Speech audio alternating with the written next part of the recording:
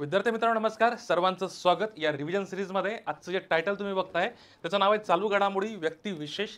आपल्याला सर्वात जास्त प्रश्न व्यक्तिविशेष या टॉपिकला विचारलं जातं. त्याच्यामध्ये निवड, नियुक्ती असो किंवा निधन वार्ता संदर्भातल्या काही घडामोडी असो, यावर प्रश्न विचारले जातात. तुम्ही पुस्तकात बघितलं असेल तर हे जे टॉपिक आहे डिवाइड केलेले असतात. निवड नियुक्ती वेगळा आणि निधन वार्ता वेगळा. तर याच्यात मी मागच्या 8-9 महिन्यातल्या जेवढ्या काही निवड नियुक्ती महत्त्वाच्या झालेल्या आहेत, तशा निधन वार्ता ज्या काही झाल्यात महत्त्वाच्या व्यक्तींच्या, त्यावर टॉपिक घेतोय आणि कसे प्रश्न येऊ शकतात परीक्षेला ते आपण प्रेडिक्शन करणार आहोत. तर मित्रांनो, चॅनलला नवीन असेल ना तर तुम्ही सबस्क्राईब करा आणि आपल्या व्हिडिओला लाईक करा आणि जास्तीत जास्त विद्यार्थ्यांपर्यंत शेअर करा. मागचे जे सर्व रिव्हिजनचे व्हिडिओ आहेत ना, तुम्ही खूप चांगला प्रतिसाद दिला व्हिडिओला, त्याबद्दल सर्वांचं मनापासून आभार. चला तर मग चालू घडामोडी व्यक्तिविशेष या लेक्चरला सुरुवात करूया. तत्पूर्वी एक सूचना आहे. ज्या विद्यार्थ्यांनी अजूनही रिव्हिजनसाठी बॅच घेतली नाही, बरेच जणांचे मेसेज आले की सर बॅच कुठे उपलब्ध आहे. तर लक्षात घ्या, मी मागचा नंबर दिला होता, तुम्ही ऑफिसच्या नंबरला सध्या कॉन्टॅक्ट केला ना, तुम्हाला जे ॲपची लिंक पाठवणार आणि 299 रुपये रिव्हिजन असं बॅचचं नाव दिलं, कारण की 3-4 वेगवेगळ्या बॅचेस आहेत. तर जी नवीनवाली बॅच आहे तीच बॅच घ्या. बरेच विद्यार्थ्यांनी 499ची बॅच घेतली, ती 1 इयरची आहे. तर लक्षात घ्या, कन्फ्युजन होऊ नका. ही 1 डे रिव्हिजन बॅच 299 रुपयाची आहे. चला, आत्ता पहिला जो टॉपिक तुम्हाला दिसतोय आता निधन वार्ता संदर्भातला, हा मनोज कुमार यांच्या संदर्भातला आहे. मनोज कुमार आता हे प्रसिद्ध अभिनेते होते. तसंच आता यांचं निधन हे एप्रिल 2025 मध्ये वयाच्या 87व्या वर्षी झालेलं आहे. आता जे काही महत्त्वाचे व्यक्ती आहे यांचं निधन वयाच्या कितव्या वर्षी झालं हे सुद्धा माहीत असणं गरजेचं आहे. ठीक आहे. आता त्यांना ओळख किंवा ते लोकप्रिय भारत कुमार म्हणून ते चाहत्यांमध्ये किंवा त्यांचे जे फॅन्स होते यांच्यामध्ये ते भारत कुमार म्हणून काय होते तर ते चर्चेत होते. हा एक महत्त्वाचा मुद्दा त्यांच्याबद्दल. 1957चं हे जे वर्ष आहे त्यांच्या आयुष्यामधलं, 1957 मध्ये आलेल्या फॅशन हा चित्रपट स्टार करून ठेवजा. फॅशन या चित्रपटात त्यांनी छोटी भूमिका केली, एक लक्षात असू द्या. 1957 मध्ये आलेला फॅशन नावाचा चित्रपट. त्यानंतर मुख्य भूमिका म्हणजे त्यांचं मेन भूमिका जे त्याच्यामध्ये हिरोची म्हटल्या जाते, तर त्यांचा मुख्य भूमिका असलेला पहिला चित्रपट काच की गुडिया हा 1961 साली प्रकाशित झाला होता किंवा प्रदर्शित झालेला होता. लक्षात असू द्या. काच की गुडिया. आपण मनोज कुमार यांच्याबद्दल बघतो, जेव्हाही एखाद्या महत्त्वाच्या व्यक्तीचं निधन असेल, साहित्यिक असेल, अभिनेता असेल, त्यावर 100% आयोग काय करतो, प्रश्न विचारतो. त्यामुळे हा मनोज कुमारचा टॉपिक अतिशय महत्त्वाचा आहे. पुढचं जर बघितलं तर त्यांचे काही गाजलेले चित्रपट आपण बघतोय. त्याच्यामध्ये रोटी कपडा आणि मकान हा एक महत्त्वाचा चित्रपट, हरियाली और रास्ता ओ कौन थी, त्यानंतर हिमालय की गोद में, उपकार, दो बहन, पत्थर के सनम, पूरब और पश्चिम आणि क्रांती हे त्यांचे काही महत्त्वाचे गाजलेले चित्रपट होते. आत्ता जर लक्षात त्यांच्याबद्दल जर घेतला तर 1995 मध्ये प्रदर्शित झालेला मैदान ये जंग, आता लक्षात घ्या, मैदान ये जंग हा त्यांचा शेवटचा चित्रपट होता. लक्षात असू द्या, 1995 मध्ये तो प्रकाशित झाला होता. मैदान ये जंग हा त्यांचा चित्रपट होता. पण त्यांना काही पुरस्कार मिळाले आहेत का रे, आपण हे बघणं गरजेचं आहे. आता पुरस्कार कुठले कुठले मिळालेत रे, तर ते पुरस्कारामध्ये पद्मश्री पुरस्कार तुम्हाला दिसतोय, हा 1992 साली त्यांना देण्यात आला. भारत सरकारचा सर्वोच्च नागरीमध्ये हा 4थ्या क्रमांकाचा पुरस्कार येतो. तसंच दादासाहेब फाळके पुरस्कार 2015चा, ठीक आहे, हा 47व्या क्रमांकाचा होता आणि 9 वेळा त्यांना फिल्मफेअर पुरस्कार मिळालेले आहे. दादासाहेब फाळके पुरस्कार हा भारतातील चित्रपटसृष्टीतील सर्वोच्च पुरस्कार मानला जातो. आता मला कमेंट बॉक्समध्ये टाका, या चित्रपटाची या दादासाहेब फाळके पुरस्काराची सुरुवात कधी झाली आणि याचं पहिलं विजेतं कोण होतं, मला कमेंट बॉक्समध्ये तुम्ही टाकू शकता. ठीक आहे. चला, त्यानंतर जर बघितलं तर महत्त्वाची एक व्यक्ती आहे ज्यांचं तुम्हाला इमेज दिसतंय ना रे, त्यांचं नाव आहे नरेंद्र चपळगावकर. अतिशय महत्त्वाची व्यक्ती आहे. येणाऱ्या भविष्यातले जे काही पेपर होणार आहेत ना, त्यावर 100% यांच्यावर प्रश्न तुम्हाला दिसेल. ज्येष्ठ साहित्यिक आणि माजी न्यायमूर्ती अशी त्यांची ओळख होती. तर ज्येष्ठ साहित्यिक हे जास्त त्यांची ओळख होती, हे लक्षात असू द्या. यांचं जानेवारी 2025 मध्ये निधन झालं, लक्षात असू द्या. यांचा जन्म हा बीडमध्ये झाला होता आणि बीडमध्ये 1962 मध्ये त्यांनी वकिली करण्यास सुरू केली होती. म्हणजे वकिली ॲडव्होकेट होते ते, लक्षात असणं गरजेचं आहे. आणि बीड नगरपालिकेमध्ये ते सदस्यही राहिलेले आहे. हा पण एक स्टार पॉईंट व्यवस्थित करून ठेवा इथे. म्हणजे नरेंद्र चपळगावकर यांच्याबद्दल जर बघतोय ना मित्रांनो, तर लक्षात घ्या ते बीड नगरपालिकेचे सदस्यही होते, लक्षात असू द्या. मग आत्ता लक्षात घ्या, 1990 ते 1999 या काळामध्ये मुंबई उच्च न्यायालयाच्या औरंगाबाद खंडपीठात न्यायमूर्ती होते. म्हणजे आता तुम्हाला माहित असेल उच्च न्यायालयाचे वेगवेगळे खंडपीठ आहे, त्यापैकी औरंगाबाद, ज्याला आपण छत्रपती संभाजीनगर म्हणतो, या छत्रपती संभाजीनगरमध्ये ते या खंडपीठामध्ये न्यायमूर्ती होते. तसंच वर्धा, आता हा एक स्टार पॉईंट करून ठेवला, कारण काय इथं प्रश्न जास्त विचारण्याची शक्यता आहे की वर्धा येथे झालेल्या 96व्या अखिल भारतीय मराठी साहित्य संमेलनाचे ते अध्यक्ष होते. कोण होते तर लक्षात घ्या, वर्धा येथे झालेल्या 96व्या अखिल भारतीय मराठी साहित्य संमेलनाचे ते अध्यक्ष होते. हा पॉईंट तुम्ही लक्षात घेणं गरजेचं आहे. आणि खालील संमेलनाचे अध्यक्षपदही त्यांनी भूषवले आहे. व कोणकोणते संमेलन आहे की ज्यांचे अध्यक्षपद त्यांनी भूषवलेलं आहे. मग याच्यामध्ये माजलगाव येथे झालेल्या 2005 मध्ये 26व्या मराठवाडा साहित्य संमेलन याचे अध्यक्ष होते. तसंच 2012 मध्ये पुण्यातील 13वे राष्ट्रीय बंधुता साहित्य संमेलन, 2014 औरंगाबाद येथील 9वे जल साहित्य संमेलनाचे अध्यक्षपद त्यांनी भूषवलेले आहे. म्हणजे 96व्या अखिल भारतीय मराठी साहित्य संमेलनाचे ते अध्यक्ष होते. तसंच आपण इतर जे साहित्य संमेलनाचे अध्यक्ष होते, म्हणजे इतर कोणत्या साहित्य संमेलनाचे अध्यक्ष ते होते ते आपण बघतोय. ठीक आहे. मग आता त्यांना मिळालेले पुरस्कार जर बघू, पुरस्कारामध्ये आपल्याला दोन गोष्टी लक्षात येईल. मराठवाडा साहित्य परिषदेमार्फत यांना जीवन गौरव पुरस्कार मिळालेला आहे. काय मिळाला आहे तर जीवन गौरव पुरस्कार मिळालेला आहे. मग आता लक्षात घ्या, अखिल भारतीय साहित्य महामंडळाचा राम शेवाळकर स्मृती पुरस्कार सुद्धा मिळालेला आहे. कोणाचा? अखिल भारतीय साहित्य महामंडळाचा राम शेवाळकर स्मृती पुरस्कार सुद्धा नरेंद्र चपळगावकर यांना मिळाला आहे. हे 96व्या जो वर्धा येथे झालेलं अखिल भारतीय मराठी साहित्य संमेलन याचे ते अध्यक्ष होते. मग यांच्या काही ग्रंथसंपदा हे लक्षात घ्या, कारण की तुम्हाला जर प्रश्न असा आला की नरेंद्र चपळगावकर यांचं नुकतंच निधन झालं, खालीलपैकी त्यांनी कोणत्या कथा, कादंबऱ्या, ग्रंथसंपदांचं लिखाण केलं किंवा लेखन केलं असं जर प्रश्न विचारला तर या गोष्टी तुम्हाला याच्यातल्या माहीत पाहिजे. मी एक एक व्यवस्थित सांगतो. सावलीचा शोध, मनातली माणसं, आठवणीतले दिवस, कर्मयोगी संन्यासी, त्यानंतर जर बघितलं कायदा आणि माणूस, त्यांना समजून घेताना, महात्मा गांधी आणि भारतीय राज्यघटना, संघर्ष आणि शहाणपण, समाज आणि संस्कृती, संस्थांनी माणसं, लोकशाही आणि हुकुमशाही, हरवलेले स्नेहबंध, 3 न्यायमूर्ती आणि त्यांचा काळ, हे महत्त्वाचे त्यांचे काही गाजलेले म्हणजे त्यांचे ग्रंथसंपदा हे लक्षात असणं तुम्हाला गरजेचं आहे. ठीक आहे. पुढचं जर आपण बघितलं तर पुढचे एक अतिशय महत्त्वाचे व्यक्ती, त्यांचं नाव आहे फार फेमस, भारताचे जे पंतप्रधान झालेले त्यांच्यापैकी एक अतिशय महत्त्वाचे व्यक्ती डॉक्टर मनमोहन सिंग यांचं निधन झालं आहे. आणि 100% सांगतो, जेव्हाही कोणत्या PM किंवा राष्ट्रपतीचं प्रेसिडेंटचं निधन होते ना, त्यावर आयोग 100% प्रश्न विचारतो.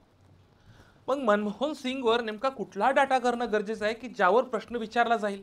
मग आता लक्षात घ्या, यांचा 1932 साली जन्म झालेला आहे मनमोहन सिंग यांचा, आणि निधन 26 डिसेंबर 2024 साली झालेलं आहे. लक्षात घ्या, 26 डिसेंबर 2024ला, म्हणजे डिसेंबर 2024ला निधन झालं. यांच्या शिक्षणाबाबत जर बघितलं तर यांनी ऑक्सफर्ड विद्यापीठ जे आहे इथे अजून अर्थशास्त्रामध्ये डॉक्टरेट केलेलं आहे. ऑक्सफर्ड विद्यापीठमधून अर्थशास्त्रात डॉक्टरेट केलं आहे. तसंच चंदीगड येथील पंजाब विद्यापीठातून त्यांनी BA आणि MA केलेलं आहे. लक्षात असू द्या, हे एक महत्त्वाचं आहे. मग आता जीवन परिचय जर बघितला तर यांच्याबद्दल थोडक्यात जर बघितलं तर भारताचे ते पहिले शीख पंतप्रधान होते. हे लक्षात असू द्या, पहिले शीख पंतप्रधान कोण? डॉक्टर मनमोहन सिंग. मग आता 1966-69 हे त्यांच्या आयुष्यातल्या वर्षात, म्हणजे या 3 वर्षाच्या कालावधीमध्ये त्यांनी संयुक्त राष्ट्रासाठी काम केलं, म्हणजे युनोसाठी काम केलं. लक्षात घ्या, युनायटेड नेशन. 3 वर्ष कोणते? 66-69, 1972 ते 74, म्हणजे हे 4 वर्षाचा हा जो कालावधी आहे याच्यामध्ये ते भारताचे मुख्य आर्थिक सल्लागार होते. 1972 ते 76. पुढचं 1985 ते 87 हे जो 2 वर्षाचा कार्यकाळ दिसतोय, याच्यामध्ये नियोजन आयोगाचे ते उपाध्यक्ष आहे. हे लक्षात येते. आता नियोजन आयोगाची जागा लक्षात जर बघितलं तर तुम्हाला आता ते नीती आयोग आहे त्यांनी घेतलेले लक्षात असू दे. 1982 ते 85 जर लक्षात बघितलं तर भारतीय रिझर्व्ह बँकेचे 15वे गव्हर्नर, म्हणजे RBIचे ते गव्हर्नर होते. आलं का लक्षात? RBIचे ते गव्हर्नर सुद्धा राहिलेले आहे. नियोजन आयोगाचे उपाध्यक्ष होय. त्यानंतर युनोमध्ये त्यांनी काम केलेलं आहे. तसंच भारताचे मुख्य आर्थिक सल्लागार सुद्धा ते राहिलेला आहे. हे लक्षात असणं गरजेचं आहे. मग यानंतर जर बघितलं 1991 मध्ये विद्यापीठ अनुदान आयोग, ज्याला आपण युनिव्हर्सिटी ग्रँड कमिशन म्हणतो, म्हणजे UGC, या UGC सुद्धा ते अध्यक्ष राहिलेले आहेत आणि UGCची स्थापना 1956ला करण्यात आली आहे. मित्रांनो, बरेच वेळा हा प्रश्न विचारला गेलेला आहे, वर्ग 3ला MPSC सुद्धा विचारलेला आहे. 1991 ते 19 हे आसाम राज्यसभेतून आसाममधून राज्यसभा सदस्य राहिलेले आहे. कुठून? तर आसाममधून राज्यसभा सदस्य. त्यानंतर 2019 ते 2024 दरम्यान राजस्थान मधून राज्यसभा सदस्य राहिलेले आहे. तर मला वाटते इथं स्टार पॉईंट तुम्ही करून ठेवा तुमच्या नोट्समध्ये, कारण की इथे भविष्यात प्रश्न विचारला जाऊ शकतो. ओके. मग आता 1991 ते 96 दरम्यान ते भारताचे 22वे अर्थमंत्री होते. हा एक सुद्धा स्टार पॉईंट करा. अर्थमंत्री राहिलेले आहेत, नियोजन आयोगाचे उपाध्यक्ष आहे, RBIचे गव्हर्नर आहे, पंतप्रधान आहे. ओके. राज्यसभेचे 10वे विरोधी पक्षनेते, हा एक स्टार पॉईंट. भारताचे 13वे पंतप्रधान, हा एक क्रमांक लक्षात घ्या. भारताचे 13व्या नंबरचे PM लक्षात असू द्या. 2009 मध्ये ते ब्रिक्सचे सहसंस्थापक होते. मग आता त्यांना त्यांचा कोणते पुरस्कार देऊन त्यांचा गौरव नेमका करण्यात आलेला आहे. हे पुरस्कार आपण जर बघितले तर पद्मविभूषण 1987 लक्षात असू द्या. ऑर्डर ऑफ किंग अब्दुल्लाजीज हा सौदी अरबचा पुरस्कार त्यांना मिळाला. ऑर्डर ऑफ पाऊल आणि फ्लॉवर जपानचा पुरस्कार आहे आणि लोकमान्य टिळक पुरस्कार त्यांना देण्यात आला 1997ला. हे लक्षात असणं गरजेचं आहे, कारण की यावर सुद्धा समजा एखादा स्टेटमेंट टाकलं तर प्रश्न विचारला, म्हणजे 4 लाईनचा स्टेटमेंट जर आलं ना तर एक तरी इथलं कुठेतरी दिसतील आणि जे स्टार पॉईंट करून ठेवलेले आहेत ना लक्षात असू द्या. 100% प्रश्न तिथेच विचारणार. मग आता बघा पुढची जी व्यक्ती आहे ज्याचं नाव तुम्हाला दिसतंय, मायाधर राऊत ही व्यक्ती आहे. या व्यक्तीची नेमकी काय ओळख आहे तर आपण बघूया. त्यांची ओळख नेमकी काय? ओडिसी नृत्याचे जनक. ओडिसी नृत्याचे जनक जे नृत्य असते, डान्स असतो इंग्लिशमध्ये, त्या ओडिसी नृत्याचे जनक त्यांना ओळखले जात होतं, मायाधर राऊत यांना. यांचं फेब्रुवारी 2025 मध्ये वयाच्या 92व्या वर्षी दिल्ली येथे निधन झालं आणि 1944 मध्ये राऊत हे गोटीपुवा नृत्य रंगमंचावर सादर करणारे पहिली व्यक्ती होते, हे लक्षात असू द्या. तसंच यांचे काही पुरस्कार आणि सन्मान जर बघितले, ओरिसा संगीत नाटक अकादमी पुरस्कार, तसंच साहित्य कला परिषद पुरस्कार, संगीत नाटक अकादमी पुरस्कार आणि राजीव गांधी सद्भावना पुरस्कार. तर मी हे 2 पुरस्कार थोडे स्टार पॉईंट करून ठेवतो, म्हणजे रिव्हिजनला जाताना हे असू द्या तुमच्याकडे, तुम्हाला लक्षात असणं पाहिजे. हे ओडिसा नृत्याचे जनक होते, हे लक्षात घ्या. ठीक आहे. मायाधर राऊत यांच्याबद्दल आपण बघत होतो. ओके. पुढचं जे व्यक्ती किंवा त्यांचा फोटो तुम्हाला मागे दिसत असेल तर यांचं नाव आहे झाकीर हुसेन. आपण झाकीर हुसेन यांच्याबाबत बघतोय. हे प्रख्यात तबलावादक आणि संगीतकार म्हणून यांची ओळख होती झाकीर हुसेन यांची. यांचा जन्म 1951ला झाला होता आणि जे निधन झालेलं आहे डिसेंबर 2024 मध्ये अमेरिकेतील सॅन फ्रान्सिस्को येथे वयाच्या 73व्या वर्षी. ओके. मग आता त्यांना एक फुफ्फुसाचा एक रोग झालेला होता, त्या आजारामुळे त्यांचं निधन झालेलं आहे, लक्षात असू द्या. त्यानंतर जीवन परिचय जर बघितला, जीवन परिचयामध्ये त्यांच्या महत्त्वाची माहिती, तर सेंट मायकल हायस्कूल माहीम इथे त्यांचं शिक्षण झालं. तसंच बघितलं तर मुंबईच्या सेंट झेवियर कॉलेजमधून पदवी प्राप्त केली आणि वॉशिंग्टन इथून विद्यापीठात संगीत विषयात त्यांनी डॉक्टरेट केलं, हे लक्षात असू द्या. आणि झाकीर हुसेन हे तबला वादनाच्या 6 शाळांपैकी एक म्हणजे पंजाब घराण्याचे ते तबला वादक होते. पंजाब घराण्याचे ते तबला वादक होते, लक्षात असू द्या. आणि हुसेन यांचे पहिले अल्बम जर बघितलं तर थोडं लक्षात असू द्या. हुसेन यांनी जॉर्ज हॅरिसनच्या living in the material world 1973 आणि जॉन हँडीचा हार्ड वर्क 1973 अल्बमसाठी तबला वादन केले. आता पुढचं जर बघितलं यांचं पुरस्कार आणि सन्मानामध्ये थोडक्यात जर बघितलं तर जे 4 महत्त्वाचे सर्वोच्च नागरी पुरस्कार आहे त्यापैकी भारतरत्न जर सोडलं तर हे 3ही पुरस्कार त्यांना भेटलेले आहे. लक्षात घ्या, इथे असा स्टार पॉईंट करून ठेवजा. 3ही पद्मश्री, पद्मभूषण आणि पद्मविभूषण हे 3ही पुरस्कार त्यांना सर्वोच्च नागरी पुरस्कारापैकी मिळालेले आहे. मग संगीत नाटक अकादमी पुरस्कार असो की संगीत अकादमी फेलोशिप पुरस्कार असो, हे सुद्धा त्यांना मिळालेले आहे. ओके. त्यानंतर बघा, आता त्यांना एक मध्य प्रदेश सरकारचा कालिदास सन्मान आणि मुंबई विद्यापीठाची मानद डॉक्टरेट पदवी मिळाली आणि 2000 लक्षात घ्या हे ग्रॅमी पुरस्कार भेटले 2024 मध्ये त्यांना. लक्षात असू द्या कोणता अल्बम आहे, हे PDF मी आपल्या टेलिग्राम चॅनलला टाकला, तर व्यवस्थित हे जे आहे ना हे व्यवस्थित तुम्ही बघून जाल फक्त. ठीक आहे. SM कृष्णा. आता SM कृष्णा बघा यांचं निधन हे डिसेंबर 24 मध्ये झालेलं आहे. यांच्याबद्दल डिटेल यांचं जीवन परिचय बघून घेऊया. 1962च्या विधानसभा निवडणूकमध्ये मद्दूर मतदारसंघातून अपक्ष विजयी झाले. 1968 ते 72 लोकसभा सदस्य राहिलेले आहेत. 1972 ते 77 कर्नाटक विधान परिषदेचे सदस्य. 1983-85 उद्योग राज्यमंत्री तथा अर्थ राज्यमंत्री, कर्नाटक विधानसभेचे अध्यक्ष आणि 1992 मध्ये कर्नाटकचे उपमुख्यमंत्री आणि 1996 ते 99 मध्ये राज्यसभा सदस्य राहिलेले आहे. आता महत्त्वाचं म्हणजे इथं थोडं स्टार पॉइंट करता, कर्नाटकचे हे 10वे मुख्यमंत्री होते एस.एम. कृष्णा आणि महाराष्ट्राचे 18वे राज्यपाल हे 2004 ते 8 या कालावधीमध्ये होते. मग आता 2009 आणि 2012चा विचार केला तर ते परराष्ट्र मंत्री होते आणि 2017 मध्ये त्यांनी भाजपमध्ये प्रवेश केला. पुरस्काराचा विचार केला तर पद्मभूषण पुरस्कार त्यांना 2023 साली देण्यात आलेला होता. यांचं नाव आपण बघतोय एस.एम. कृष्णा. ओके, चला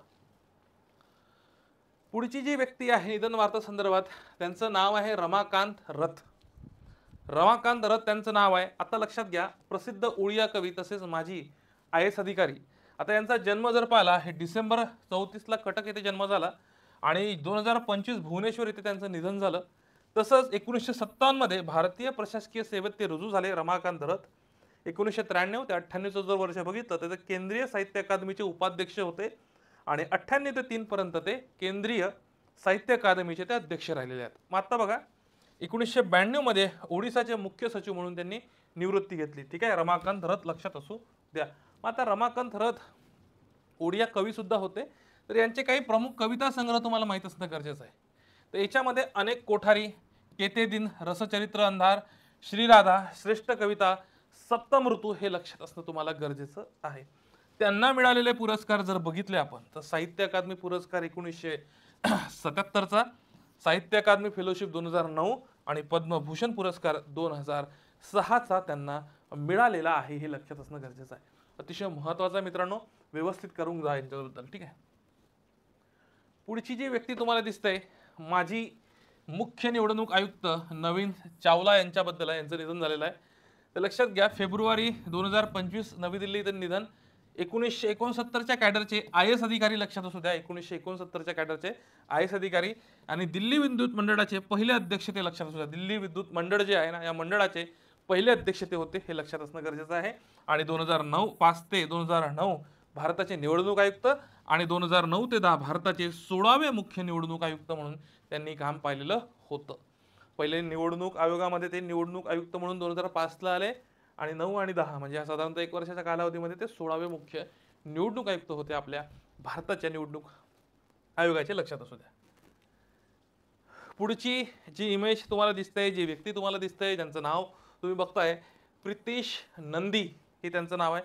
प्रितीश नंदी यांचा जे निधन झालं हे जानेवारी 2025 मध्ये झालं. यांची जर थोडक्यात ओळख बघितली तर हे भारतीय कवी, पत्रकार आणि राजकारणी सुद्धा होते. जानेवारी 2025 मध्ये मुंबईला निधन आहे. महाराष्ट्रातून ते राज्यसभेवर खासदार होते. त्यांनी मेनका गांधी सोबत पीपल्स फॉर ॲनिमल्स ही भारतातली पहिली प्राणी हक्क स्वयंसेवी संस्था स्थापन केली. तर हा एक स्टार पॉईंट करून ठेवता त्यांच्याबद्दलचा. ठीक आहे, त्यानंतर प्यार के साइड इफेक्ट, सूर, काटे, झंकार, बीट्स, मीराबाई, नॉट आउट, त्यानंतर अशा अनेक चित्रपटांची निर्मिती सुद्धा केलेली आहे त्यांनी, म्हणजे चित्रपट निर्मिती सुद्धा त्यांनी केलेली आहे. पहिला कविता संग्रह ऑफ गॉड्स अँड ओलिव्ह हा 1967 मध्ये आलेला होता. लक्षात असू द्या.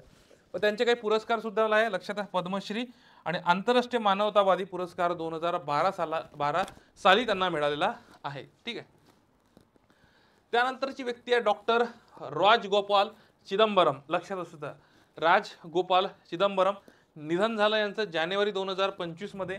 यांची जी ओळख होती हे ज्येष्ठ भौतिक शास्त्रज्ञ म्हणून यांची ओळख होती आणि तसंच 1962 मध्ये भाभा अणुसंधान केंद्रामध्ये ते रुजू झाले. 1990 आणि 93च्या वर्ष भाभा अणुसंधान केंद्र म्हणजे बार्कचे संचालक ते होते. त्यानंतर 1993 ते 2000 अणुऊर्जा आयोगाचे अध्यक्ष ते होते. लक्षात असू द्या. आणि भारताने 1974 मध्ये केलेल्या पहिल्या अणुचाचणीत त्यांची महत्त्वाची भूमिका होती. हे लक्षात असू द्या. ठीक आहे, त्यांना काही पुरस्कार मिळाला आहे हे आपण बघूया. पद्मश्री, पद्मभूषण, लोकमान्य टिळक पुरस्कार तसंच भारतीय राष्ट्रविज्ञान अकादमीकडून CV रमन पुरस्कार 2013 साली त्यांना मिळाला. यांचं नाव बघतो डॉक्टर राजगोपाल चिदंबरम. ठीक आहे, हे ज्येष्ठ, लक्षात घ्या, यांचं ओळख भौतिक शास्त्रज्ञ होते. हे लक्षात असू द्या. त्यानंतर पुढे बघा, MT वासुदेवन नायर यांच्याबद्दल बघतोय.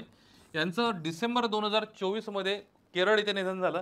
यांची ओळख जर पाहिली तर मल्याळी लेखक आणि दिग्दर्शक ते होते. मल्याळी लेखक आणि दिग्दर्शक ते होते. यांचं नाव आहे MT वासुदेवन नायर. ठीक आहे. मग आता त्यांना मिळालेले जर काही पुरस्कार जर बघितले तर 1995 मध्ये त्यांना ज्ञानपीठ पुरस्कार, 2005 पद्मभूषण, 2013 साहित्य अकादमी फेलोशिप, 2025 मध्ये पद्मभूषण पुरस्कार त्यांना मरणोत्तर देण्यात आला. लक्षात असू द्या, मरणोत्तर देण्यात आलेलं आहे, हे लक्षात असणं गरजेचं आहे. यानंतर पुढचे जे व्यक्ती आहे त्यांचं नाव तुम्हाला दिसतंय, श्याम बेनेगल. यांचं निधन झालं डिसेंबर 2024 ला मुंबईला. यांची ओळख जर बघितली, हे चित्रपट दिग्दर्शक होते. त्यांना मिळालेले काही पुरस्कार जर बघितले आपण तर दादासाहेब फाळके पुरस्कार 2005, पद्मश्री 1976, पद्मभूषण 1991 आणि दिग्दर्शक म्हणून पहिला चित्रपटाचं नाव त्यांचं अंकुर, हे लक्षात असलं पाहिजे. आणि प्रमुख चित्रपट जर बघितले तर निशांत, मंथन, भूमिका, जुनून, त्रिकाळ आणि सरदारी बेगम हे त्यांची काही प्रमुख चित्रपट होते. लक्षात असू द्या. हे त्यांची ओळख जर बघितली, चित्रपट दिग्दर्शक म्हणून त्यांची ओळख होती श्याम बेनेगल, हे लक्षात असू द्या. माजी मुख्यमंत्री ओम प्रकाश चौटाला, जे त्यांची इमेज तुम्हाला दिसते, हरियाणाचे माजी मुख्यमंत्री होते ओम प्रकाश चौटाला. निधन 20 डिसेंबर 2024 ला गुरुग्राम हरियाणा इथे झालेला आहे. आणि लक्षात असू द्या, राजकीय पक्ष जर बघितला तर इंडियन नॅशनल लोकदल हा त्यांचा राष्ट्रीय पक्ष होता. 2001 ते 24 पर्यंत ते या दलाचे अध्यक्ष होते. आणि हरियाणा विधानसभेचे विरोधी पक्षनेते सुद्धा त्यांनी भूषवलेलं आहे पद 2005 ते 2014. आणि त्यांनी विक्रमी 5 वेळा हरियाणाचे मुख्यमंत्री म्हणून काम केलेलं आहे. चौटाला हे 6 वेळा आमदार आणि एलनाबाद मतदारसंघातून 1970 मध्ये सर्वप्रथम ते निवडून आले, हे लक्षात असू द्या. बस, एखाद्या मुख्यमंत्र्याचं जर सहसा निधन झालं असेल तर त्यावर प्रश्न असतो. त्यामुळे जे काही यांच्याबद्दल मला डिटेल माहिती वाटत होती ती मी ती सगळी दिलेली आहे. ठीक आहे. त्यानंतर आता पुढचे जे काही टॉपिक आहे हे नियुक्तीच्या संदर्भातले आहे. तसंच RBIचे नवे गव्हर्नर म्हणून संजय मल्होत्रा यांची नियुक्ती झाली. आता संजय मल्होत्रा बघितले तर हे RBIचे 26वे गव्हर्नर होते. लक्षात घ्या, RBIचे 26वे गव्हर्नर. तसंच 11 डिसेंबर 2024 पासून पुढील 3 वर्षासाठी यांचा कार्यकाळ असणार आहे. यांच्या अगोदर शक्तिकांत दास हे गव्हर्नर होते. आता शक्तिकांत दास हे कितवे असतील मग? हे 25वे, कारण की हे कितवे आहे? 26वे संजय मल्होत्रा. संजय मल्होत्राबद्दल जीवन परिचय जर बघितला तर शिक्षण IIT कानपूरमधून अभियांत्रिकी पदवी, प्रिस्टन विद्यापीठातून अमेरिकामधून पब्लिक पॉलिसी विषयामध्ये पदव्युत्तर पदवी आणि 1990च्या बॅचचे राजस्थान कॅडरचे IAS अधिकारी, हे एक महत्त्वाचं आहे. आणि जर पाहिलं 2020-21 मध्ये ऊर्जा मंत्रालयात अतिरिक्त सचिव म्हणून त्यांनी काम केलेलं आहे. तसंच 26वे मुख्य निवडणूक आयुक्त म्हणून ज्ञानेश कुमार यांची नियुक्ती झालेली आहे. फेब्रुवारी 2025 रोजी त्यांचे मुख्य निवडणूक आयुक्त म्हणून नियुक्ती केली. फेब्रुवारी 2025 मध्ये 29 पर्यंत त्यांचा कार्यकाळ असणार, म्हणजे 25 आणि 4 29. त्यानंतर बघा यांचा जीवन परिचय पाहिला तर 88च्या बॅचचे केरळ कॅडरचे अधिकारी, सिव्हिल इंजिनिअरिंग केले त्याने BTech मध्ये. आणि 2024 मध्ये निवडणूक आयुक्त म्हणून त्यांची नियुक्ती करण्यात आलेली होती. ठीक आहे. पुढे जर बघितलं अंजू राठी राणा यांच्याबद्दल जर बघितलं, मार्च 2025 मध्ये कायदा आणि न्याय मंत्रालयाच्या कायदेशीर व्यवहार आणि विभागाच्या सचिवपदी त्यांची नियुक्ती करण्यात आली. त्यांचा कार्यकाळ पुढील 2 वर्षाचा असणार आहे. मात्र त्या कायदा सचिव बनणाऱ्या देशातल्या पहिल्या महिला ठरलेल्या आहेत, हे लक्षात असू द्या. देशातली पहिली महिला ठरलेली आहे अंजू राठी राणा. कायदा आणि न्याय मंत्रालयाच्या कायदेशीर व्यवहाराच्या सचिव विभागाच्या सचिवपदी त्यांची नियुक्ती करण्यात आली आहे, अंजू राठी राणा. त्यानंतर न्यायमूर्ती आराधे हे मुंबई उच्च न्यायालयाचे मुख्य न्यायाधीश बनलेले आहे आणि हे 48व्या क्रमांकाचे मुख्य न्यायाधीश आहे. जानेवारी 2025 मध्ये शपथ घेतली. त्यांचा जीवन परिचय जर बघितला तर त्यांनी 88 मध्ये वकील म्हणून नोंदणी केली. तसंच आता बघा मध्य प्रदेशमध्ये 2009 ते 2016 मध्य प्रदेश उच्च न्यायालयामध्ये न्यायाधीश म्हणून काम, 2016 ते 18 जम्मू काश्मीर उच्च न्यायालयात न्यायाधीश, हे लक्षात असू द्या. 18 ते 23 मध्ये कर्नाटक उच्च न्यायालयात न्यायाधीश. तसंच 2023 ते 25 न्यायाधीश, पण कोणते? मुख्य न्यायाधीश तेलंगणा. म्हणजे मध्य प्रदेश, जम्मू काश्मीर, कर्नाटकमध्ये फक्त न्यायाधीश आणि तेलंगणाचा विचार केला तर मुख्य न्यायाधीश म्हणून त्यांनी काम केलं. तर इथं तुम्हाला थोडा आयोग जर प्रश्न यांच्यावर आला तर इथं फसवू शकतो, तर हे लक्षात घ्या. हा कंटेंट नेमका व्यवस्थित करून जाणं गरजेचं आहे. दिनेश वाघमारे राज्य निवडणूक आयुक्त.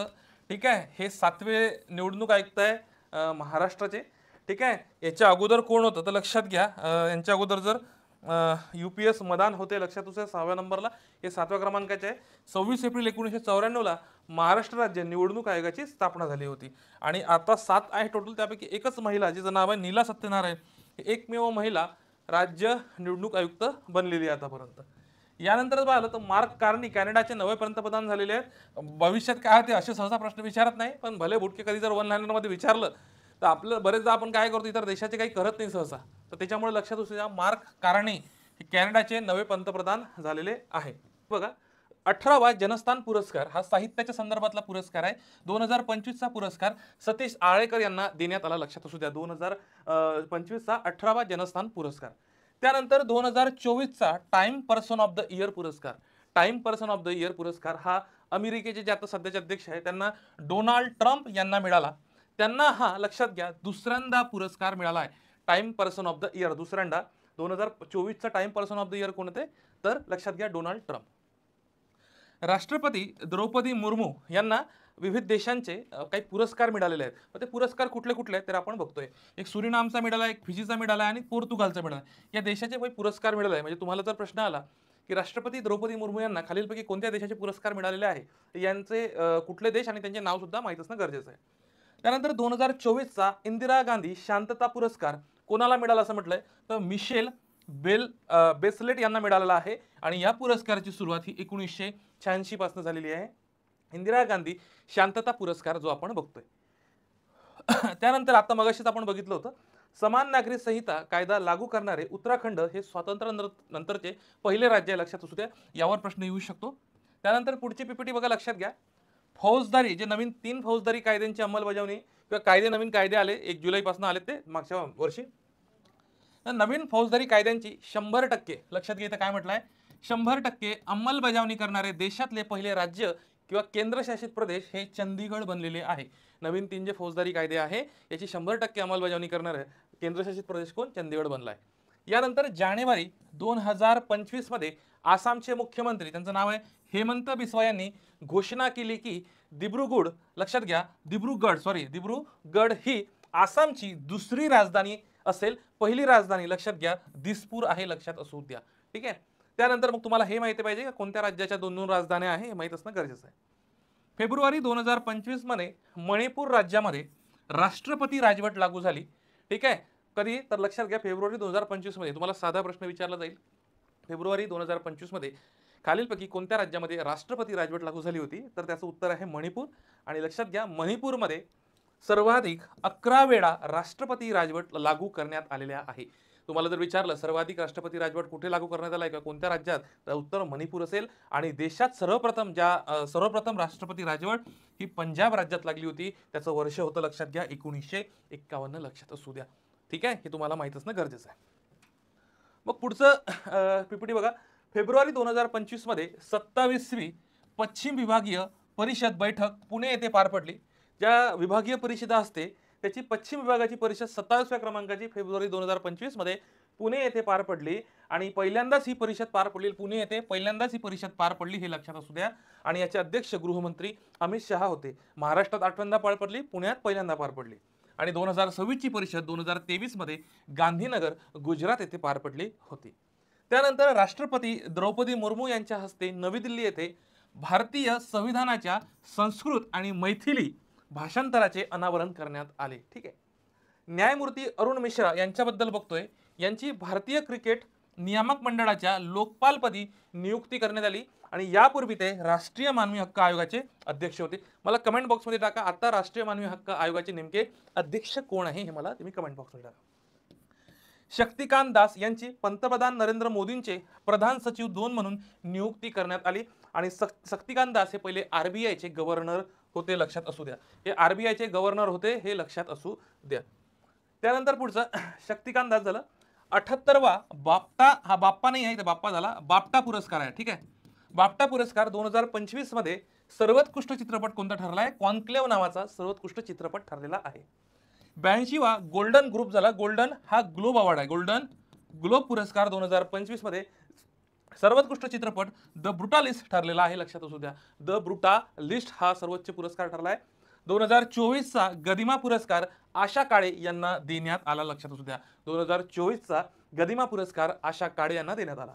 त्यानंतर डिसेंबर 2024 मध्ये श्याम बेनेगल यांचं निधन झालं असं म्हटलंय. ते प्रसिद्ध दिग्दर्शक होते आणि त्यांना भारतीय समांतर चित्रपटाचे जनक म्हणून ओळखले जात होते. श्याम बेनेगल प्रसिद्ध दिग्दर्शक, ठीक आहे, त्यांना भारतीय समांतर चित्रपटाचे जनक समजलं जात होतं.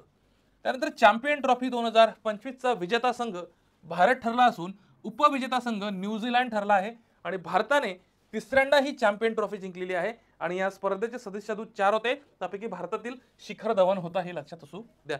आता मला कमेंट बॉक्समध्ये टाका हे 4 जे सदस्य दूत होते चॅम्पियन ट्रॉफीची, त्यापैकी एक शिखर धवन, बाकी 3 कोण कोण होते हे मला कमेंट बॉक्समध्ये टाकू शकता.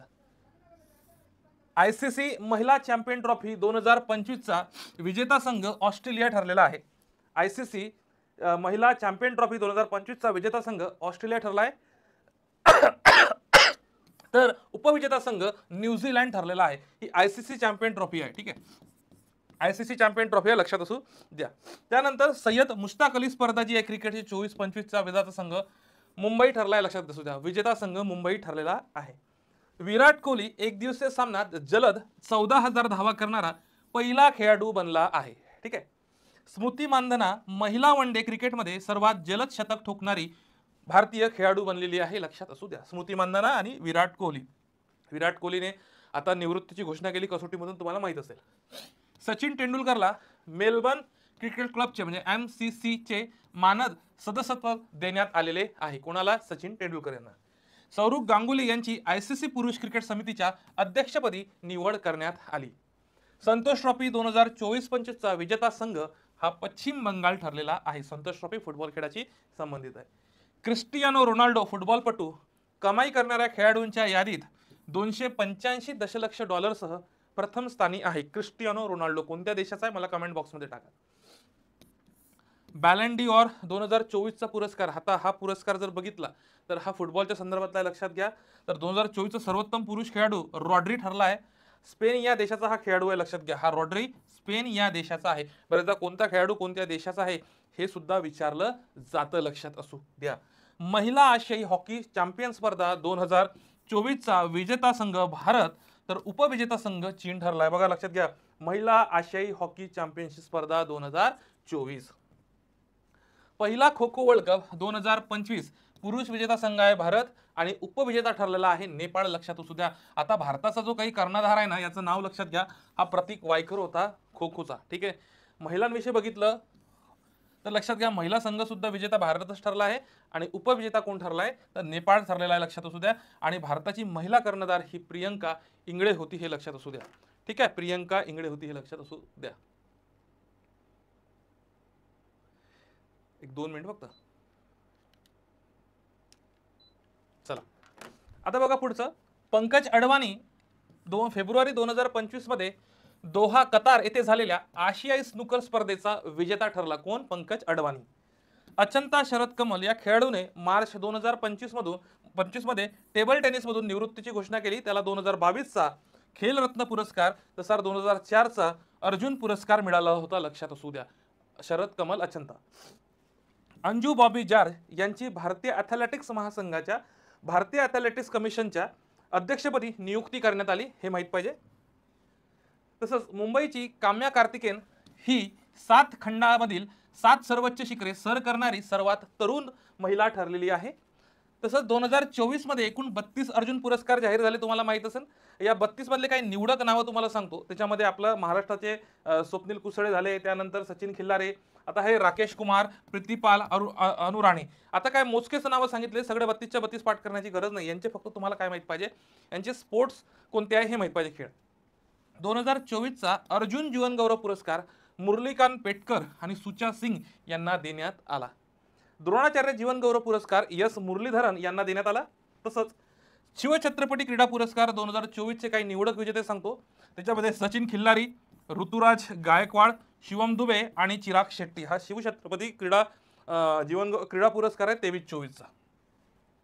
त्यानंतर इंडोनेशिया हा ब्रिक्स या संस्थेचा 10वा सदस्य बनलेला आहे. ब्रिक्सची स्थापना 2009 मध्ये करण्यात आलेली आहे आणि आता इंडोनेशिया ब्रिक्सचा 10वा सदस्य बनलेला आहे. आर्मेनिया हा देश आंतरराष्ट्रीय सौर आघाडीचा 104वा सदस्य बनलेला आहे. आर्मेनिया हा देश आंतरराष्ट्रीय सौर आघाडीचा 104वा देश बनलेला आहे. जानेवारी 2025 मध्ये थायलंड या देशाने समलिंगी विवाहाला कायदेशीर मान्यता दिलेली आहे. कोणी लक्षात असू द्या, कोणा म्हणताय समलिंगी विवाहाला कायदेशीर मान्यता? थायलंड. संयुक्त राष्ट्राच्या आपली पदार्थ आयोगाच्या अंमली पदार्थ, ठीक आहे, इथं अंमली पदार्थ करा.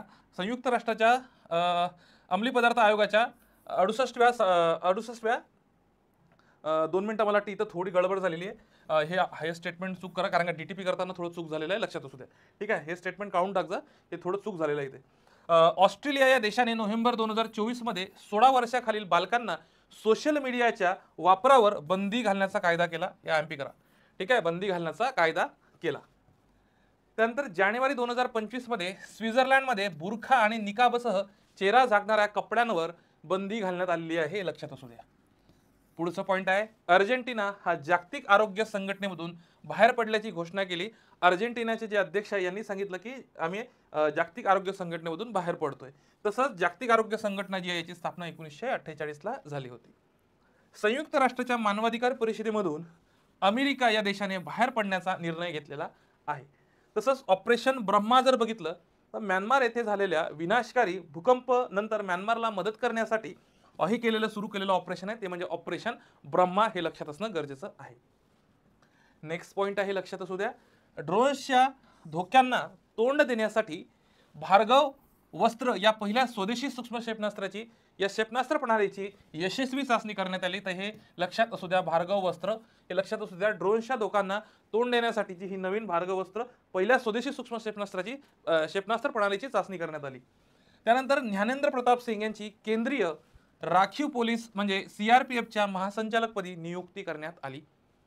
पुढचं, इस्रोने युरोपियन स्पेस एजन्सीच्या प्रोबा 3 या सौर मोहिमेचे यशस्वी प्रक्षेपण केले. त्यानंतर NS-31 मिशन, हे लक्षात असू द्या, महत्वाचं आहे.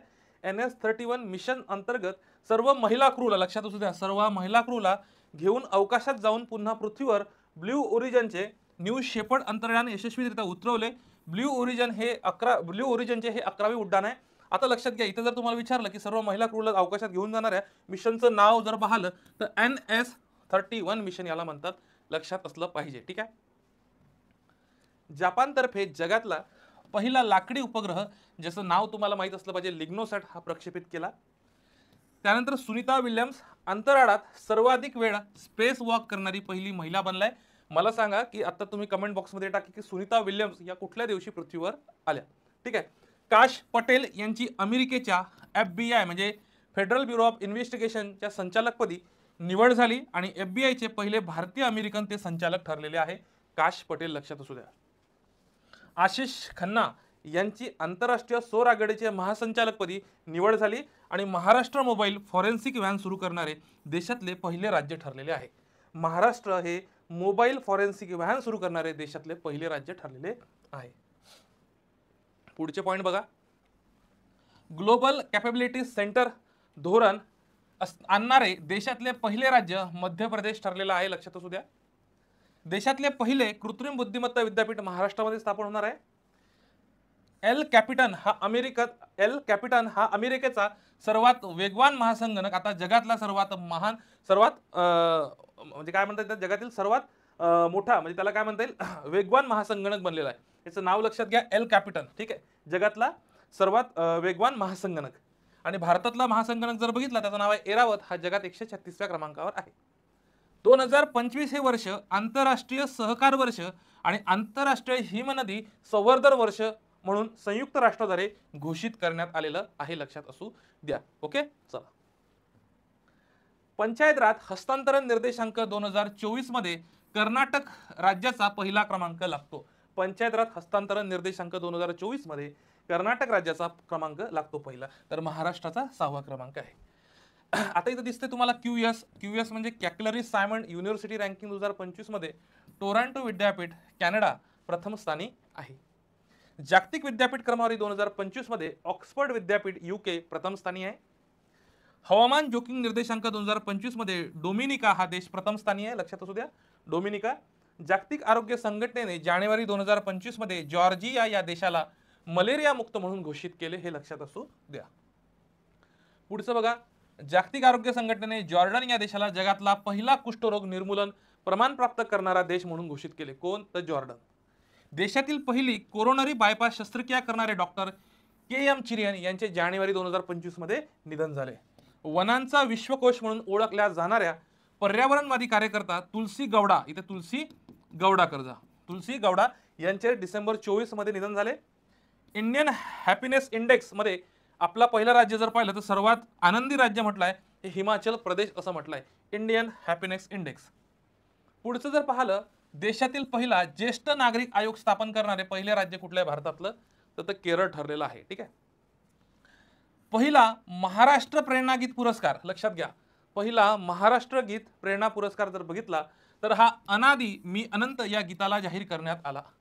अनादी मी अनंत या गीताला जाहीर करण्यात आला आणि हे गीत स्वातंत्र्यवीर विनायक दामोदर सावरकर यांनी लिहिलेले आहे. लक्षात असू द्या. महाराष्ट्रातले पहिले आदिवासी विद्यापीठ नाशिक जिल्ह्यात स्थापन होणार आहे. पहिल्या लक्षात घ्या कुठे, तर नाशिक जिल्ह्यात स्थापन होणार आहे. कुसुमाग्रज यांचे शिरवाड या गावाला कवितांचे गाव तसेच कवी केशवसूत, लक्षात असू द्या, तसेच कवी केशवसूत यांच्या मालगुंड या गावाला पुस्तकांचे गाव करण्याचा निर्णय नुकताच घेण्यात आला. त्या पुस्तकांचे गाव करण्याचा किंवा याला नाव देण्याचा निर्णय नुकताच घेण्यात आला. म्हणजे कुसुमाग्रज यांचे शिरवाड गाव कवितांचे गाव म्हणून घोषित आणि कवी केशवसूत यांचे मालगुंड गाव हे या गावात पुस्तकांचे गाव करण्याचा निर्णय घेण्यात आला. देशातील पहिले विशेष राष्ट्रीय सहकार विद्यापीठ आनंद गुजरात येथे स्थापन केले जाणार आहे. लक्षात असू द्या, महत्वाचा पॉइंट आहे. ठीक आहे, पहिले सहकार विद्यापीठ. 2 मिनिटं पाणी पिऊन घ्या.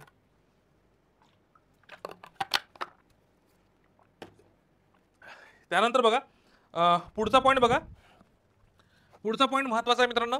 युनिक आयडेंटिफिकेशन ऑथॉरिटी ऑफ इंडियाच्या मुख्य कार्यकारी अधिकारीपदी भुवनेश कुमार यांची नियुक्ती करण्यात आली. लक्षात असू द्या, काय म्हणते इथे, भुवनेश कुमार यांची नियुक्ती करण्यात आली. ठीक आहे, कुठे लक्षात असू द्या, युनिक आयडेंटिफिकेशन ऑथॉरिटी ऑफ इंडियाच्या मुख्य कार्यकारी अधिकारीपदी भुवनेश कुमार यांची नियुक्ती करण्यात आली. तसंच रोहिणी राजुला यांची नॅशनल पेमेंट ऑफ कॉर्पोरेशन इंडियाच्या कार्यकारी संचालकपदी नियुक्ती करण्यात आली.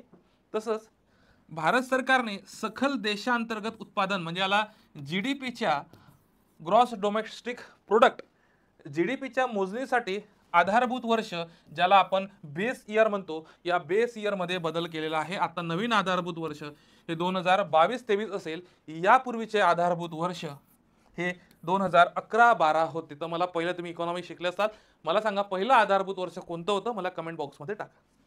6व्या राज्य वित्त आयोगाचे अध्यक्ष मुकेश खुल्लर असून या आयोगाचा कालावधी एप्रिल 2026 ते मार्च 2031 पर्यंत असणार आहे. महाराष्ट्र राज्याचा 6वा वित्त आयोग.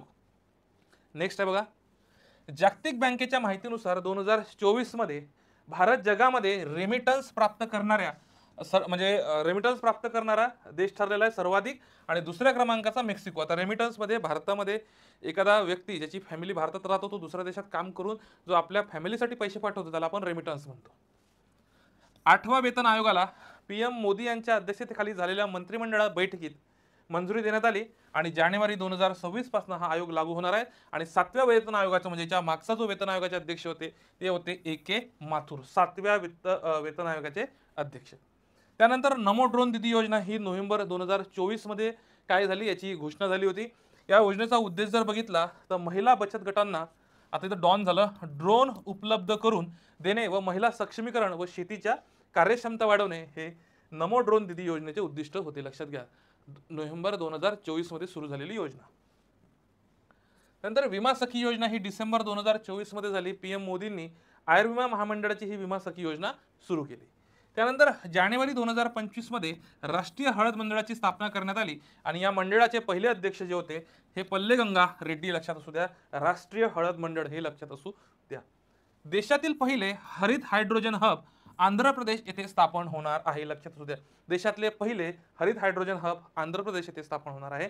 आणि राज्यातील वन परिसंस्थेला हरित सकल देशांतर्गत उत्पादनाशी म्हणजे ग्रीन जीडीपीशी जोडणारे देशातले पहिले राज्य छत्तीसगड ठरलेलं आहे. हे सुद्धा IMP करून ठेवा. ठीक आहे, पुढचं नेक्स्ट बघा, 2025 मध्ये नेमबाज मनू भाकरला BBC Indian sportswoman of the year म्हणून निवडण्यात आले. तसंच पहिला लता मंगेशकर संगीत सेवा पुरस्कार राहुल देशपांडे यांना फेब्रुवारी 2025 मध्ये देण्यात आला. आता इथे लता मंगेशकर संगीत सेवा पुरस्कार आहे का? लता मंगेशकर पुरस्कार एक आता हा तर चॅरिटेबल ट्रस्ट देतात, लता मंगेशकर आणि दीनानाथ मंगेशकर. दुसरा एक पुरस्कार आहे ते दीनानाथ मंगेशकर प्रतिष्ठान देते, एक आहे महाराष्ट्र राज्य देते आणि एक मध्य प्रदेश राज्य देते. हे वेगवेगळे पुरस्कार आहे, लक्षात घ्यायचे. ठीक आहे. निवडणुकीत उत्कृष्ट कामगिरी केल्याबद्दल झारखंडला पहिल्यांदा सर्वोत्तम कामगिरी करणारा राज्याचा राष्ट्रीय पुरस्कार देण्यात आला. मैया सन्मान योजना झारखंड राज्याने जानेवारी 2025 मध्ये सुरू केली. मित्रांनो लगेच वापस या. एक तुम्हाला माहिती आपला कॅमेरा काय होतो, लगेच बंद पडतो एक 25 ते 30 मिनिटं झाले की. ठीक आहे, या वापस. चला कमॉन, या वापस या. त्यानंतर पुढचा मैया सन्मान योजना झारखंड राज्याने जानेवारी 2025 मध्ये सुरू केली. झारखंड राज्याने भारतीय रेल्वेने अंजी खाड पुलावरून रेल्वे इंजिन चालवून यशस्वीरित्या चाचणी केली आणि भारतातील हा पहिला केबल स्टेड रेल्वे पूल आहे, लक्षात असू द्या. हे थोडं IMP करजा. ठीक आहे. योग धोरण लागू करणारे पहिले राज्य जर म्हटलं तर उत्तराखंड तुम्हाला माहित असणं गरजेचं आहे. नोव्हेंबर 2024 मध्ये कॉन्फरन्स ऑफ पार्टीज 29 ची परिषद ही बाकू अझरबैजान येथे पार पडली आणि 23 ची परिषद दुबई येथे पार पडली होती.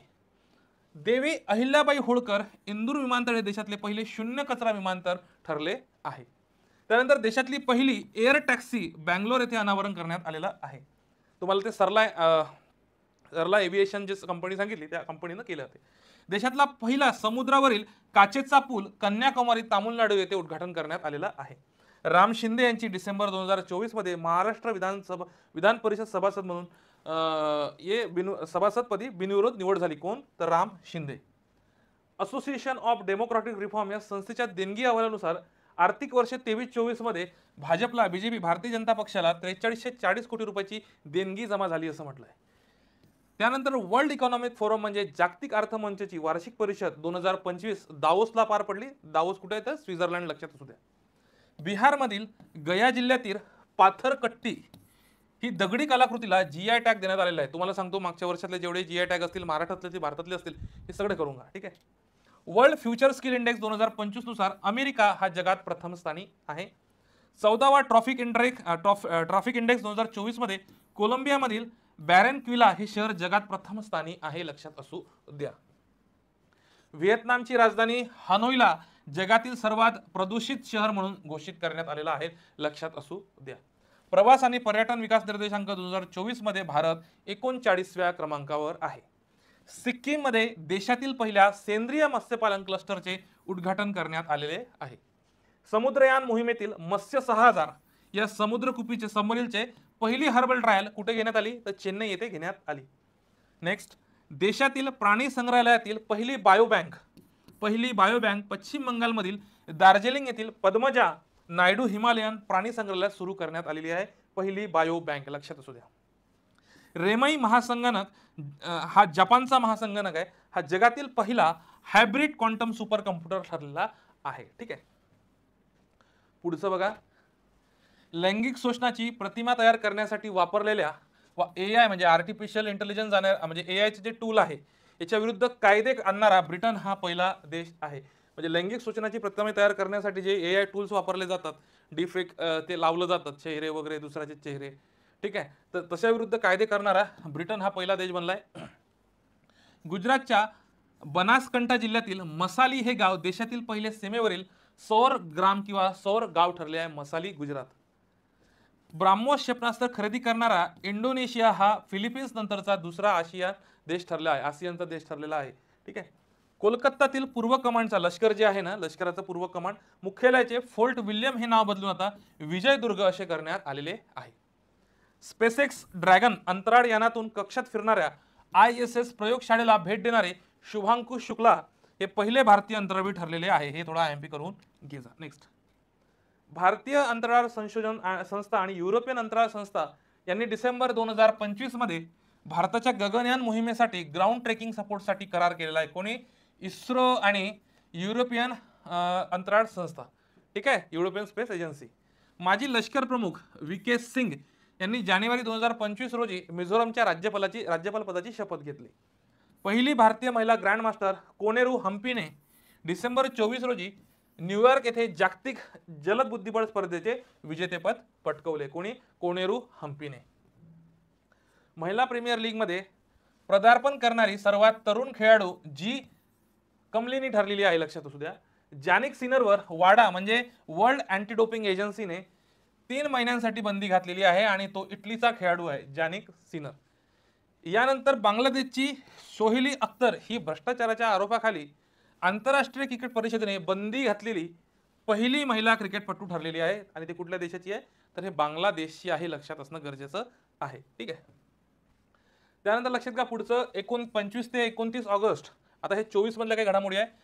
या कालावधीत जागतिक जल सप्ताह साजरा करण्यात आला. जागतिक जल सप्ताह साजरा करण्यात आला.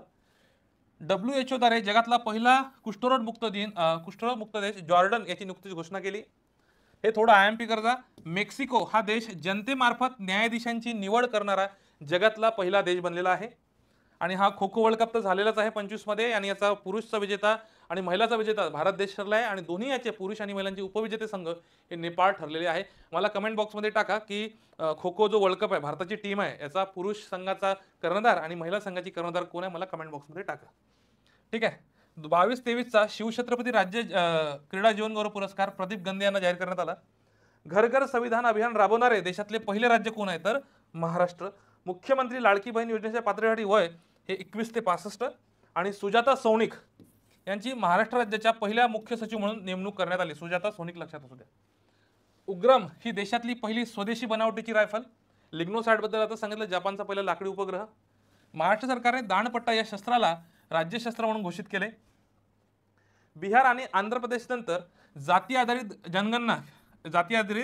जनगणना करणारे तेलंगणा हे देशातले तिसरं राज्य आहे. ओके. पुणे आंतरराष्ट्रीय विमानतळाचे नामकरण जगद्गुरू संत तुकाराम महाराज आंतरराष्ट्रीय विमानतळ असे करण्यात आले. आणि पुढचं बघा, 27 सप्टेंबरला जागतिक पर्यावरण दिवस आणि याची संकल्पना जपली टुरिझम आणि पीस हे लक्षात असू द्या. प्रत्येक गावात गोशाळा उभारण्याची तरतूद असणारी वृंदावन ग्राम योजना मध्य प्रदेश सरकारने सुरू केली. देशात ग्रॉस एन्व्हायरमेंटल प्रोजेक्ट म्हणजे GEP निर्देशांक सुरू करणारे पहिले राज्य उत्तराखंड ठरले. समुद्र प्रताप हे भारतातील स्वदेशी बनावटीचे पहिले प्रदूषण नियंत्रण जहाज आहे. हे थोडं IMP करून ठेवजा. ओके. चंद्राच्या संशोधनासाठी स्लिम मून ही मोहीम जपान या देशाने राबवली आणि अमरावतीमधील रिद्धपूर येथे स्थापन झालेल्या मराठी भाषा विद्यापीठाच्या पहिल्या कुलगुरुपदी अविनाश आवलगावकर यांची निवड करण्यात आलेली आहे. नंतर पुढे बघा, अंदमान निकोबारची राजधानी पोर्ट ब्लेअरचे नामांतरण श्री विजयपुरम करण्यात आले आणि अल्जेरिया हा न्यू डेव्हलपमेंट बँकेचा 9वा सदस्य बनला. महत्वाचा म्हणजे आता बघा, आंतरराष्ट्रीय सौर आघाडीमध्ये पूर्ण सदस्य सामील होणारा नेपाळ हा 101वा देश आहे. अणुऊर्जा प्रकल्प पूर्ण करणारा संयुक्त अरब अमिराती हा पहिला अरब देश ठरलेला आहे. त्यानंतर बघा लक्षात घ्या, सातारा जिल्ह्यातील पाटण तालुक्यातील मान्याची वाडी हे राज्यातील पहिले सौरग्राम ठरलेला आहे. भारताचे पहिले नागरिक अंतराळ पर्यटक कोण ठरला आहे? गोपीचंद थोटाकुरा हे लक्षात असू द्या. ठीक आहे. याच्यातलं महत्वाचं सांगतो, 2024चा सर्वोत्कृष्ट कृषी राज्य पुरस्कार लक्षात घ्या महाराष्ट्र. 2024चा सर्वोत्कृष्ट कृषी राज्य पुरस्कार महाराष्ट्र. 23-24 या वर्षात संपूर्ण भारतीय सेंद्रिय शेतीमध्ये आघाडीवर असणारे राज्य मध्य प्रदेश. दोन्ही IMP करा. सेंद्रिय शेती म्हटलं तर मध्य प्रदेश लक्षात असू द्या आणि जर तुम्हाला विचारलं सर्वोत्कृष्ट कृषी राज्य पुरस्कार तर महाराष्ट्र लक्षात असू द्या. मग आता पुढचं लक्षात घ्या, केरळ स्थानिक समुदायांच्या मदतीने जैवविविधतेची नोंद करणारे पहिले राज्य कोणतं बनलंय तर केरळ बनलंय. डेन्मार्क देशाकडून जनावरांवर जगातील पहिला कार्बन कर लागू केला. त्यानंतर हा एक महत्वाचा आहे, नागालँडला सर्वोत्कृष्ट राज्य फलोत्पादन पुरस्कार मिळाला आहे. त्यात नागालँड फलोत्पादनामध्ये नागालँड, सेंद्रिय शेती मध्य प्रदेश, कृषी राज्य पुरस्कार तर महाराष्ट्र लक्षात असू द्या. आता याच्यातलं अजून बघा, देशातील पहिले लेखकांच्या गावाचे उद्घाटन केले राष्ट्रपती रामनाथ कोविंद यांनी. तर लक्षात घ्या, गावाचे नाव जर पाहिले थानू लक्षात असू द्या. पुढे बघा, पश्चिम बंगाल सरकारने अपराजिता विधेयक 2024 हे विधानसभेत मंजूर केले. त्यानंतर देशातील पाण्याखालून जाणारी पहिली मेट्रोचे उद्घाटन केले नरेंद्र मोदींनी मार्च 24 मध्ये.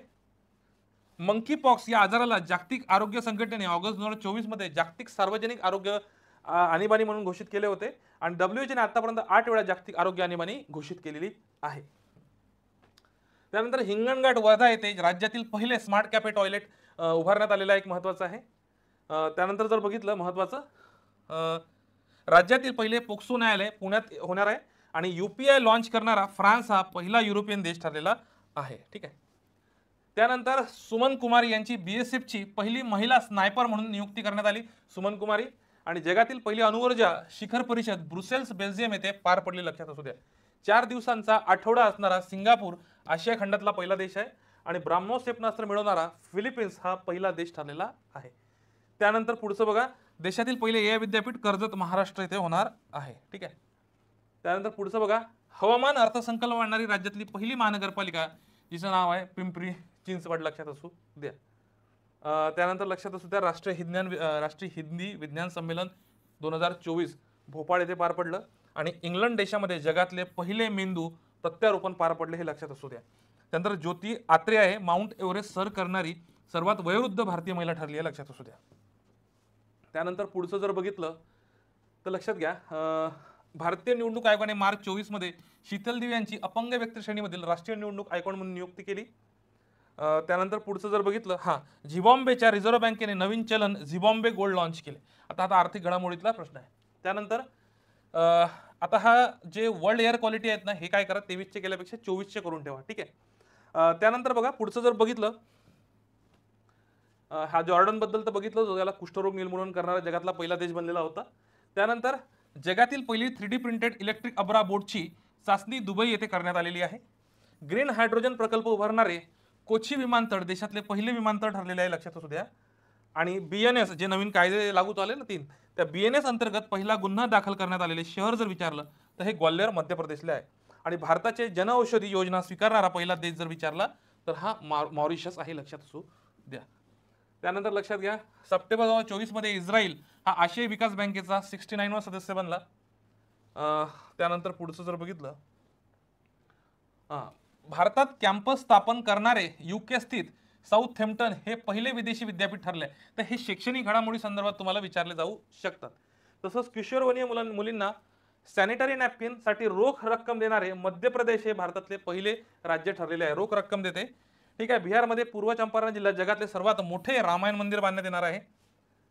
त्यानंतर जगातल्या पहिल्या वैदिक घड्याळाचे मध्य प्रदेशमधील उज्जैन येथे मार्च 2024 मध्ये अनावरण करण्यात आले. आता या काही महत्त्वाच्या घटना आहे ज्या AI संदर्भातल्या आहे, ह्या बरेच आपल्याला विचारू शकतात. 3D प्रिंटेड मंदिर म्हणा, 3D प्रिंटेड पोस्ट ऑफिस म्हणा किंवा AIच्या संदर्भातल्या ज्या काही घटना आहे ना, मला वाटते भविष्यात याच्यावर 100% प्रश्न येणार. तर AI संदर्भातल्या पहिल्या घटना जर पाहिल्या तर जगातली पहिली AI प्रवक्ता तिचं नाव आहे व्हिक्टोरिया, ही युक्रेनची आहे. भारतातली पहिली AI आधारित चित्रपट हा इराह होता.